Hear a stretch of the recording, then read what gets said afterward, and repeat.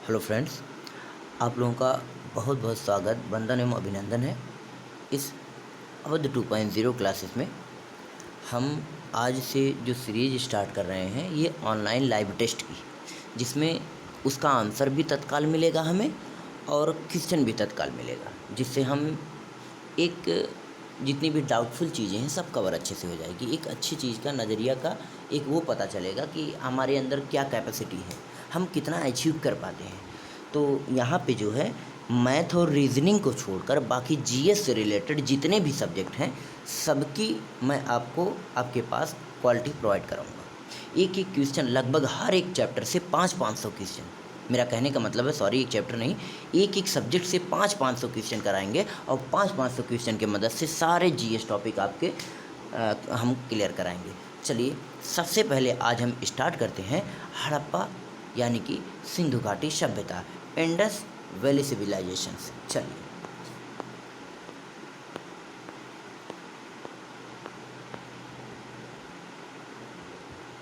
चलिए ठीक है।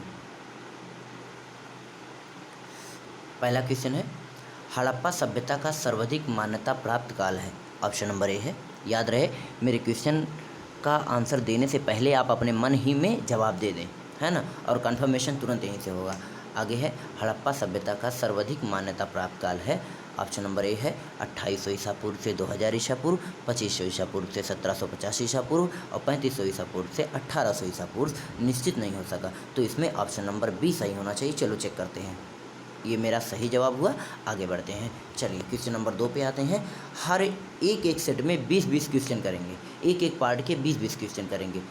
चलो, सिंधु घाटी की सभ्यता निम्नलिखित में से किस सभ्यता के समकालीन नहीं थी, याद रखना है। मिस्र की सभ्यता से भी थी, मेसोपोटामिया की भी थी, चीन की भी थी, ग्रीक से नहीं थी। क्यों नहीं थी? क्योंकि इन तीनों के बीच में व्यापार था पर ग्रीक से नहीं था। तो ऑप्शन नंबर डी यहाँ पे सही होना चाहिए। चलिए आगे देखते हैं, सिंधु घाटी की सभ्यता कहाँ तक विस्तृत थी? तो पंजाब, दिल्ली और जम्मू कश्मीर, राजस्थान, बिहार, बंगाल और उड़ीसा। अगला ऑप्शन है पंजाब, राजस्थान, गुजरात, उड़ीसा और बंगाल। अगला ऑप्शन है पंजाब, राजस्थान, गुजरात, उत्तर प्रदेश, हरियाणा, सिंध और बलूचिस्तान। तो ऑप्शन नंबर डी यहाँ पे सही होना चाहिए और ये मेरा सही जवाब हुआ। चलिए आगे बढ़ते हैं। सिंधु घाटी की सभ्यता में घोड़े के अवशेष कहाँ मिले? तो ऑप्शन है ए है सुरकोटदा, वड़ावली, लोथल, कालीबंगा। तो ये ऑप्शन नंबर ए यहाँ पे सही होना चाहिए और ये मेरा सही जवाब हुआ। चलिए आगे बढ़ते हैं। सिंधु घाटी स्थल कालीबंगन किस प्रदेश में है? राजस्थान में, गुजरात में, मध्य प्रदेश में, उत्तर प्रदेश में। तो सिंधु घाटी कालीबंगन जो है ये राजस्थान में। ऑप्शन नंबर ए, ये भी मेरा सही हुआ। चलिए आगे बढ़ते हैं। अब आगे चेक करते हैं। ये ऐड है, बीच में ऐड आ जाता है, दरअसल ऑनलाइन हम लोग चल रहे हैं ना, इसीलिए।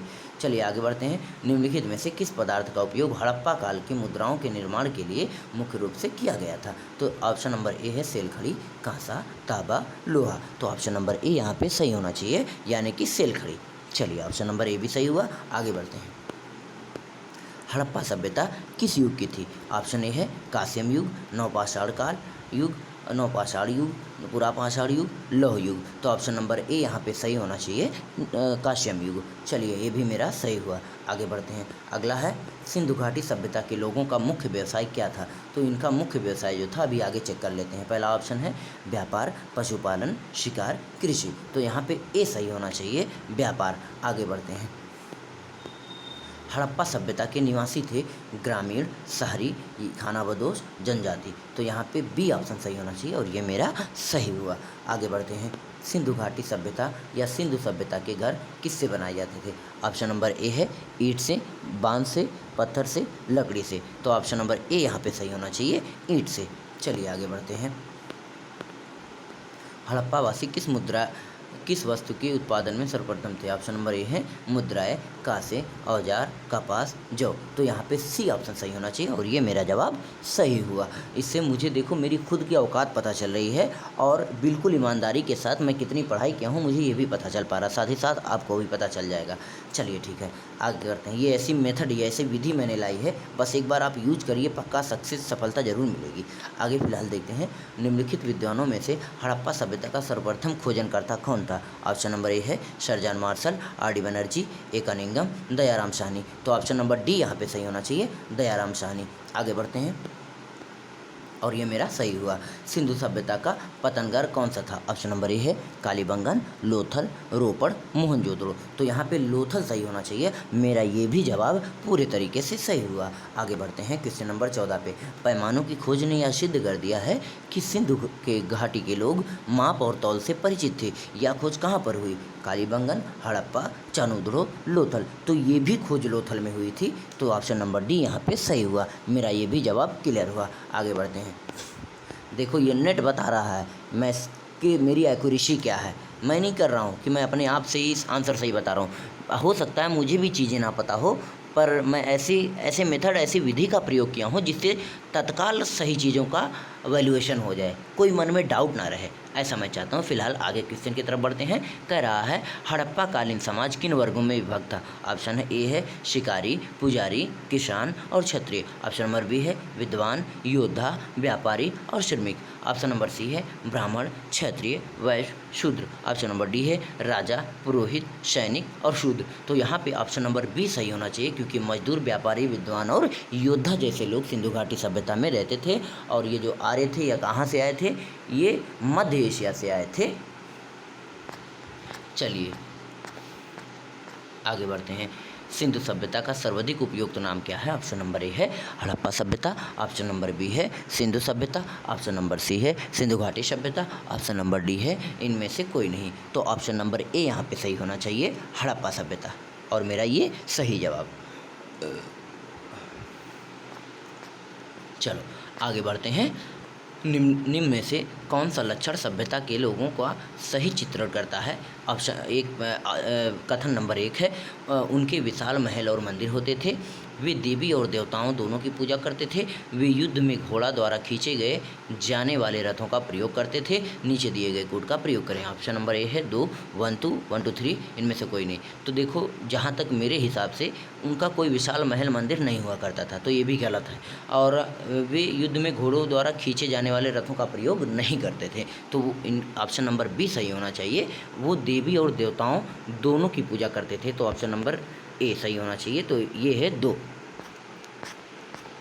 आगे बढ़ते हैं। हड़प्पा सभ्यता की खोज किस वर्ष में हुई थी? तो ये जो नहीं बताया वो कंपटीशन छोड़ के भाग गया घर।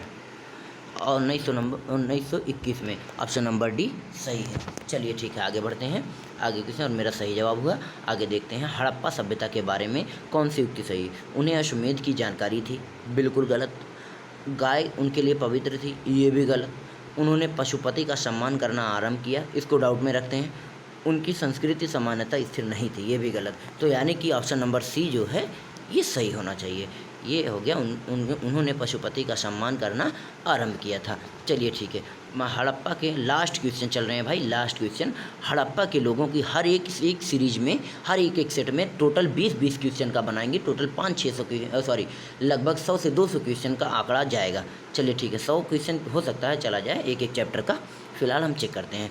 हड़प्पा के लोगों की सामाजिक पद्धति ऑप्शन नंबर ए है उचित समतावादी, दास श्रमिक आधारित, वर्ण आधारित, जाति आधारित। देखो वर्ण हो नहीं सकता क्योंकि ये शुद्ध ब्राह्मण और वैश्य के लिए लगता था। जाति आधारित ये भी नहीं, धर्म ग्रंथ में इनका यूज होता था। दास श्रमिक ये मतलब कोई मजदूरी या ऐसी जगह पे यूज होता था। यानी कि ऑप्शन नंबर ए यहाँ पे करेक्टली होना चाहिए। ऑप्शन नंबर ये मेरा सही हुआ। और यहीं पे हम अपनी क्लास को एंड करते हैं। अब मिलते हैं पार्ट 2 में। सेट 2 ये था सेट 1। अब आगे देखिए अगला वीडियो भी सेट 2 करिए। मेरा यकीन मानिए, मैं आपको गारंटी देता हूँ, मैं जिस विधि का प्रयोग किया हूँ आपके लिए जिस को लाया हूँ जिस सेशन को, वो गारंटी आपको हर एक एग्ज़ाम में सफलता दिलाएगा। यकीन ना हो, जब तक पेट का एग्ज़ाम नहीं आ रहा है तब तक मेरे साथ इस लाइव टेस्ट को ज्वाइन रखिए और करते रहिए। आपका पेट पक्का निकलेगा, इस बात की गारंटी मैं देता हूँ आपको। जीएस से रिलेटेड हिंदी इंग्लिश मतलब मैथ रीजनिंग को छोड़कर, मैथ रीजनिंग डीआई वगैरह छोड़कर, बाकी आपके पास जीएस से रिलेटेड जितना है सब कुछ आप अचीव करके आओगे यूपी SSSC पैट में। फिलहाल हम अपनी क्लास यहाँ पे एंड करते हैं। अब मिलते हैं सेट 2 में। ये था सेट 1। हर एक सेट 1 का 20-20 क्वेश्चन हम रोज़ करेंगे। चलिए।